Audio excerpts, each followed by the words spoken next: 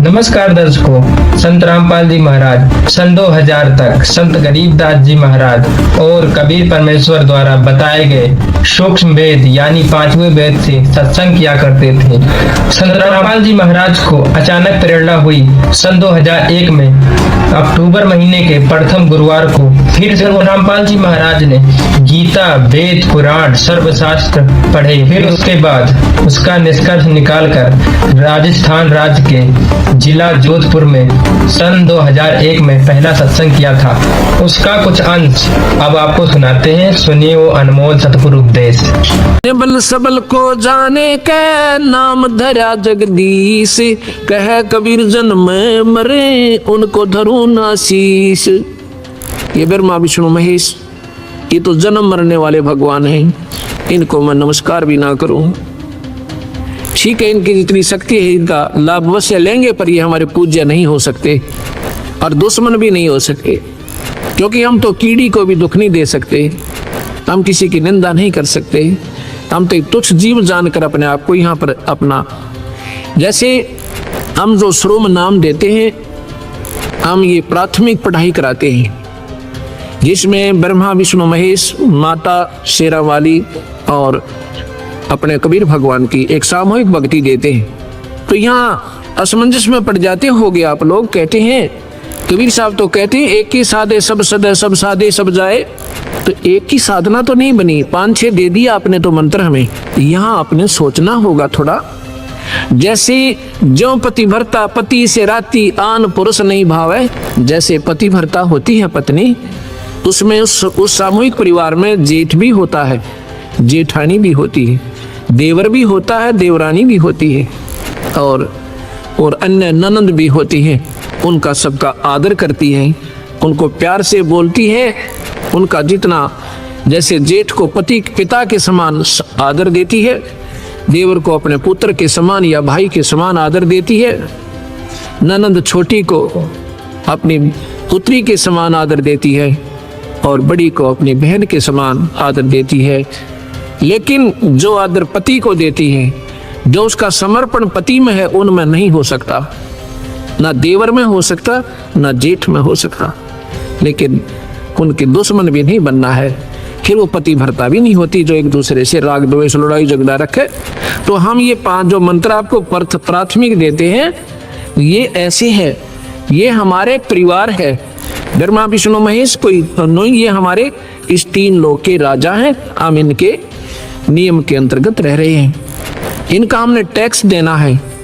ये प्राथमिक जो पढ़ाई मैं आपको देता हूँ, ये ऋण मुक्त होगे इस मंत्र पर। यहाँ की सुविधा उपलब्ध होंगी, यहाँ का आपको पूरा लाभ मिलेगा। पर हमारी जो हृदय में जगह अपने इष्ट में रहेगी, जैसे पत्नी की अपने पति में होती है। जब वो घर से अलग होती है, जब उनको न्यारा कर दिया जाता है, भिन्न होते हैं, परिवार से अलग हो जाते हैं, वो फिर अपने पति के साथ चली जाती है। देवर जेठ जेठानी में उसकी कोई श्रद्धा नहीं होती। ऐसे हम यहाँ से जब जाएंगे, हमारा ब्रह्मा विष्णु महेश से कोई लगाव नहीं होगा। हम अपने कबीर भगवान के चरणों में ही अपने पति रूप में उसके स्वीकार करके जाएंगे। हम उसकी आत्मा है। वैसे तो सारी आत्माएं ब्रह्मा विष्णु महेश भी उसी की है, पर ये काल के सरदार बन गए, इसलिए अड़ सरदार कोई बन जाओ, वो भगवान से दूर। कोई भी प्रभुता पालो, छोटी मोटी, कोई सरपंच बन जा, आश्रम का महंत बन जा, या प्रधानमंत्री मुख्यमंत्री बन जा, वो भगवान से दूर हो जाता, उसमें मान बढ़ाई आ जाती। पर यह जीव की सबसे बड़ी दुश्मन है, ये नहीं आनी चाहिए। भगवान का और मान का बिल्कुल खड़ा एक्सीडेंट है। अभिमान नहीं चाहिए हमने, ना मान चाहिए। हम तो नौकर हैं इस दाता के, आपके सेवक हैं सबके। हमारी ड्यूटी ये लादी, हम अपनी ड्यूटी ये कर रहे हैं। आपकी ड्यूटी है बर्तन साफ करने की, दरी बिछाने की। आप भी नौकर हो, हम भी सेवक हैं दाता की। अपने अपने कर्म बांट रखे, अभिमान नहीं चलेगा। अभिमान रावण का नहीं चला, जिसके पास सर्व संपन्नता थी, वो अभी अभिमान नहीं चला सके।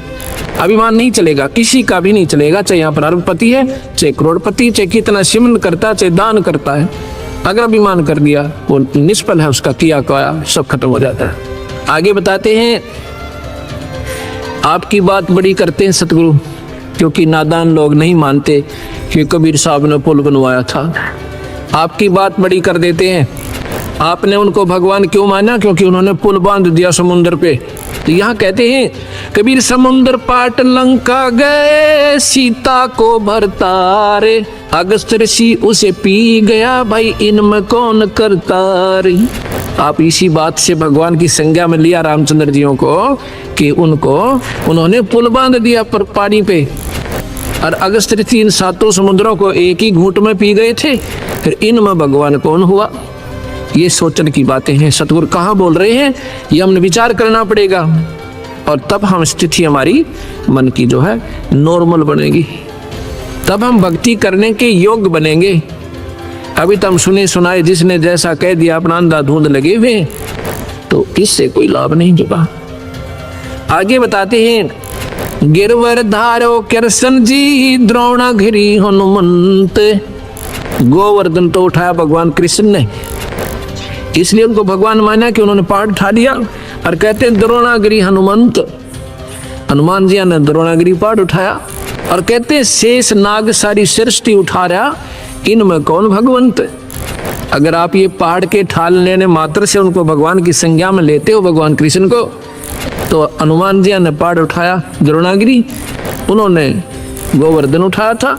और तुम्हारे शास्त्र कहते हैं नादान शास्त्र वो अल्पज्ञ लोग हैं जो कहते हैं कि शेष नाग के ऊपर सारी पृथ्वी धरी है, सारा ब्रह्मांड रखा है।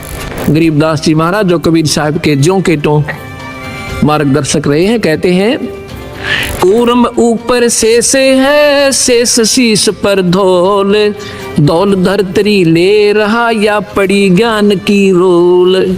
क्या बताते हैं ये अनजान लोग शास्त्रों वाले?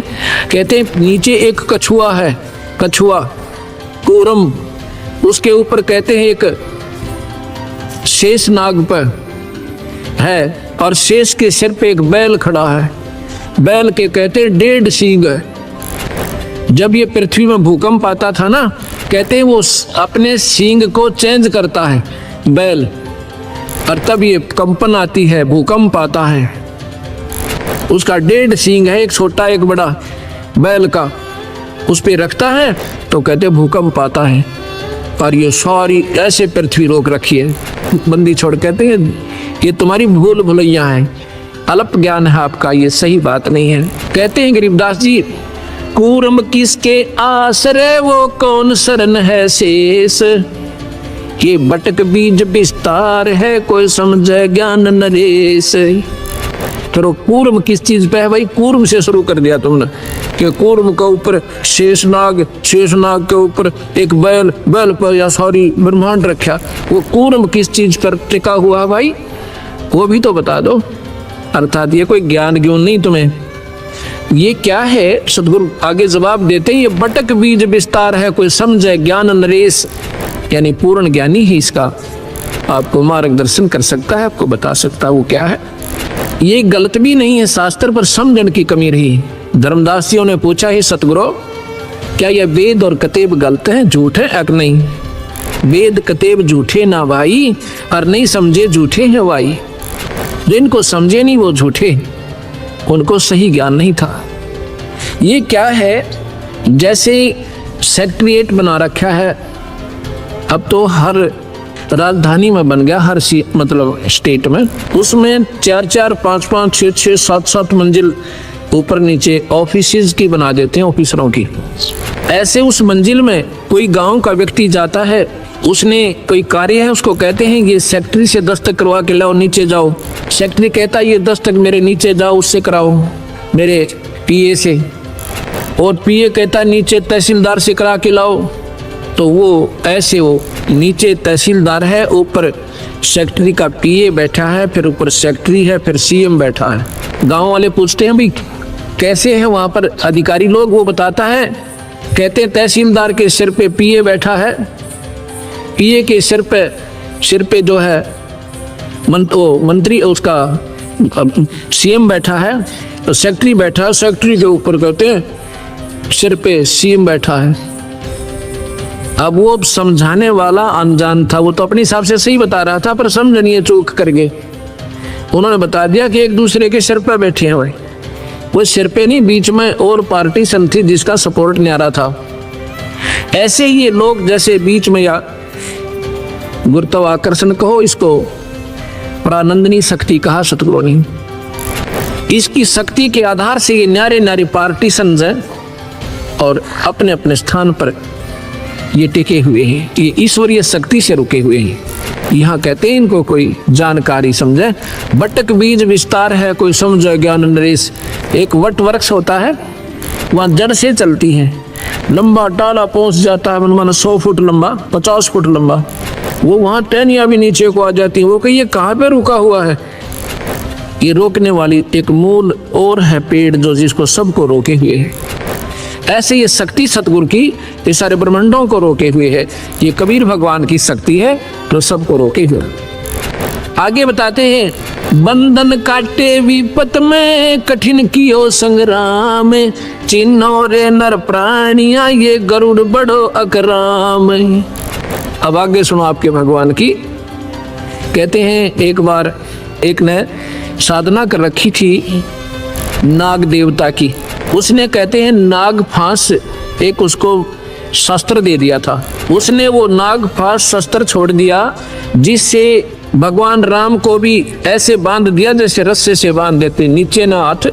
और उन सर्पों ने जाकर के उनको ऐसे जकड़ दिया, सारी सेना को बांध दिया और भगवान एक जड़ की तरह खड़े हुए हैं रामचंद्र जी।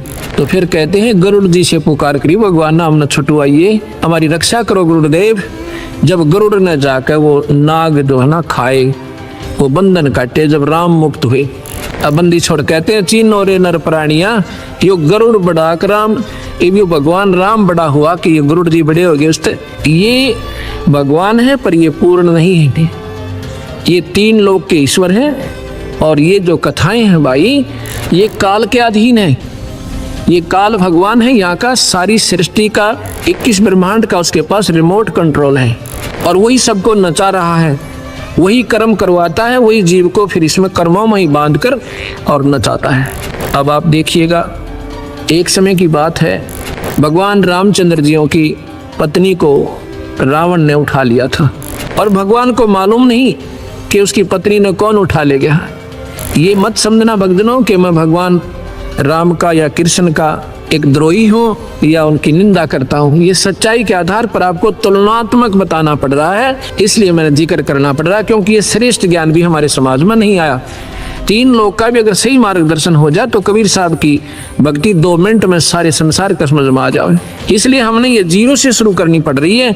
इसलिए थोड़ा सा नए व्यक्तियों को ऐसा लगेगा कि महाराज जी शायद भगवानों के निंदक हैं, बिल्कुल नहीं। ज्यों की तो जो कह दी जा वह निंदा नहीं होती, उनके बारे में झूठ कपट मिलाना वो निंदा कहलाती है।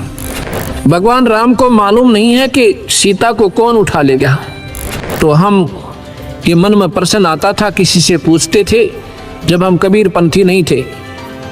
मैं तो इस सन 1988 में ये नाम लिया और सन 1993 के लास्ट में, यानी लगभग 9वें महीने में, सितंबर में, गुरुदेव ने ऐसे तुरंत बुलाकर, 110-12 साल की आयु थी मेरे गुरुदेव की उस समय, और मैं तो अपना नौकरी करता था, बुला करके मुझे कहा कि आज के बाद तू नाम देगा। मेरे सिर पे हाथ धर दिया, मेरा पसीना आ गया सारे शरीर में कि मैं 2 कौड़ी का जीव और इतने पवित्र परमात्मा की मैं कैसे महिमा गा पाऊंगा। तो मैं उनकी आंखों से तरफ देख रहा हूं, वो भी जान गए कि ऐसा है, ऐसा महसूस कर रहे हैं। कहता मैं तेरे साथ रहूंगा, घबराइए मत ना, और सतगुरु की शक्ति आपके सिर पर रहेगी। जब मुझे थोड़ा सा हौसला हुआ, उसके बाद ये मैंने सन 1994 से प्रचार शुरू किया। उसके 94, 95, 96, 97, 98, 99, 2000, अब 2001 हो गया। अब ये 7-7.5 वर्ष में 1.5 लाख नई कबीरपंथी संगत हरियाणा जैसे राज्य में, 1.5 लाख 7 वर्ष में। क्योंकि आज कोई नादान नहीं है दुनिया, सब समझते हैं 2 रोटी खाते हैं और शास्त्र सबके पास उपलब्ध। इनको पढ़ के देखो, ये मत समझना कि मैं शास्त्रों का बोझ मरता हूँ, इनको उठाए फिरता हूँ, नहीं। ये तो आपके लिए कोई आकर खस्से और कहे जी आप झूठ बोल रहे हैं, ये शास्त्र उठा के दूंगा, ये पढ़ ले वीरा, मेरे से पीछे बात करना, ये आपके शास्त्र हैं। एक अंधा था, वो लालटेन लिए फिरे, अंधेरे में लालटेन ले रखी उसने हाथ में। बच्चे आ जाते हैं कि बाबा, वो कहता भाई देखना देखना मुझे दिखाई नहीं दे रहा है। वो बच्चे कहते हैं बाबा तू लालटेन किस लिए ले रहा जब तूने दिखता ही नहीं। कहता है आप आंखों वालों के लिए कहीं मेरे में टक्कर ना मार दो तुम, ये लालटेन इसलिए ले रखा है तुम आंखों वालों के लिए कहीं मेरे में टक्कर ना आ मारो। ये लालटेन रखी है मैंने, कोई मेरे से ना खस्से, इनको पढ़ो अपनी चांदना हो जाएगा अपने आप ही। तो प्रसंग जो चल रहा था, भगवान राम जो है हाहाकार मचा रहे हैं, पक्षियों से पशुओं से पूछ रहे हैं मेरी सीता देखी, मेरी सीता देखी है। तो हम क्या करते थे, किसी से पूछते थे कि भगवान होकर के ये क्यों रो रहे थे, और क्या उनको मालूम नहीं था कि सीता कहाँ गई। फिर भगवान कैसे, मन में क्या नहीं करते कैसे थे, क्योंकि हम डरते थे कहीं पाप ना लग जाए।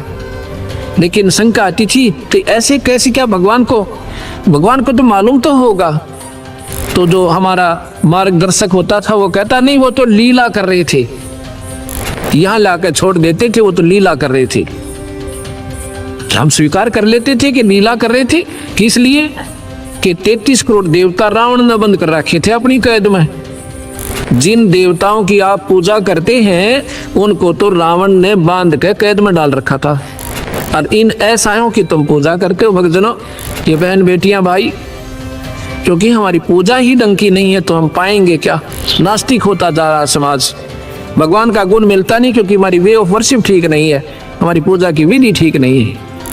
अब यहाँ अब सतगुरु के ज्ञान की रोशनी में अब हमें दिखाई देने लगा सही कि वो लीला नहीं कर रहे थे, उनको ज्ञान ही नहीं था। लीला किस लिए करते थे कि 33 करोड़ देवता उसने छुटवाने थे भगवान ने। ये तो मान लेते भी लीला कर दी, सीता उठा ली, माता को उठाया, फिर लीला की आवश्यकता कहाँ रहेगी। बहाना बन गया था, जाते गर्दन दबोच देता जा करके। अगर बहाना ही बनाना था तो इतना बहुत था। फिर सीता कौन है, जैसे किसी की भैंस गुम हो जा या बकरी गुम हो जा, उसको ढूंढने कोई पूर्व दिशा में, कोई उत्तर दिशा में, कोई दक्षिण दिशा में, और किसी ने पा जा, कोई मुझे वहां मिल गई। ऐसे हीट एंड ट्रायल मेथड से सीता ढूंढी गई।